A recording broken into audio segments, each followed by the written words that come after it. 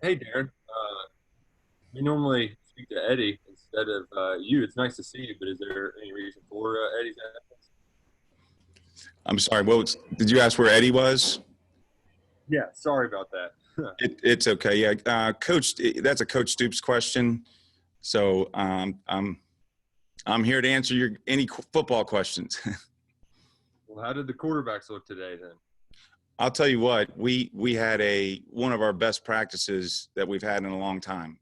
So we've really been working hard in the bye week on the passing game, and I'm really proud of how hard they worked and where we're at right now. Josh. Hey, Darren. As far as the offense goes, I mean, Coach Stoops yesterday talked about you guys wanting to, coach to win games still this season, and that's always, I know you always kind of coach to want to win, but how much are you guys also on the offensive side trying to plan for the future? Because there's a lot of young guys that I'm sure you're trying to work in, and looking ahead to 21 and 22, just to I guess, how do you balance those things out? Number one, we're here to win football games. So we're going to go compete. There's no question about that. And we're worried about this week against Vanderbilt. So there's some young guys that are improving and are doing well, but we have everybody working their tail off for this week. John Clay. Darren, you talked about the passing game. What do you feel like has been missing at this point? What do you need to improve the passing game?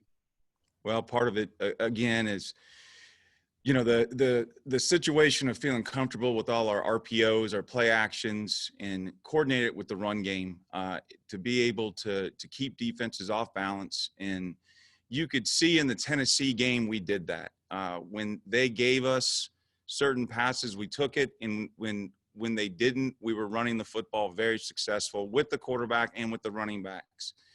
So again, we fell away from that, and we're getting back to that right now. We've also been working very hard on our play actions all in the bye week, to make sure that we detail them, our RPOs, our drop back passing game, to make sure that the details of the routes, so the quarterbacks and receivers are all on the same page. All of that, and not just the receivers. We're talking about the running backs being involved, the tight ends being involved, and then you got to go and talk about the offensive line too. They're all a part of it.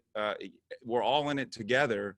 And again, just to continue to improve on protections and to continue to just get better where we can throw the football more comfortable. John Hale.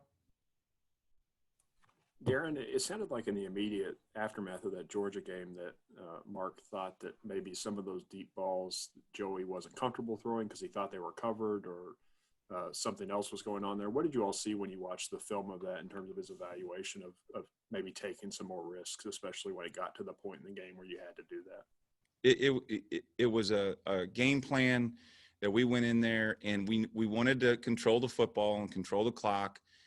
Unfortunately, we had our 18-play drive and we kicked a field goal. We needed to punch it in right there. And then in the passing game, it got obviously late in the game, and we put Joey in a bad position as far as dropping back over and over and over against a really good Georgia front. So that was the part that was disappointing. And then he didn't feel as comfortable, and that's something that we've been working with Joey on and all the quarterbacks is we can't hold the ball back there. We have to trust it and throw it. And that's the thing that we've been working with everybody on. And again, I'm so pleased with how hard we've worked in this bye week and what we put in, and just the practice we just had. You can see the improvements that have been made. Larry. Yeah, Darren, when you talked about some of the young guys that have been improving and doing something, could you specifically talk about a few of those guys that have caught your eye and you think maybe could help you these last 4 games? Well, the situation right now, I would say, our offensive line, we have not exactly anybody that's just stepping forward that's young that can really get into play. But as far as reps go, you can see guys improving. You know, Isaiah Cummings is coming along. He's improved tremendously, where we see him being a threat as far as big and strong and can go catch the ball. He's young. You know, DeMarcus Harris is coming along for us, who's a freshman, who's been starting for us, has done a great job at the wide receiver position. Juton McLean at running back, and Travis Tisdale. Both of those two have been really, really improving. We're excited about seeing them get some action possibly. And obviously we have, you know, really good running backs. So that's a group that's been doing well. Bo Allen has been getting better and better and better. And very excited about him and how he's improving and his attitude. Those are just some of the young guys. There's some more that are improving. And again, we did put a lot of work into the team in that bye week. Josh, Darin, you just brought him up, Bo there.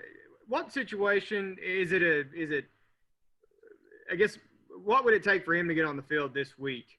I mean, obviously injuries, you know, but bar other than that. And that's a Coach Toops question. I mean, again, I coached the quarterbacks to get them ready to go play. You know, and Terry Wilson has come back and is really had a really good week of practice so far. And I'm really pleased with his attitude, and Joey Gatewood has too. So it's a situation right now where we're practicing them, and, you know, our whole goal is to get better. John Clay,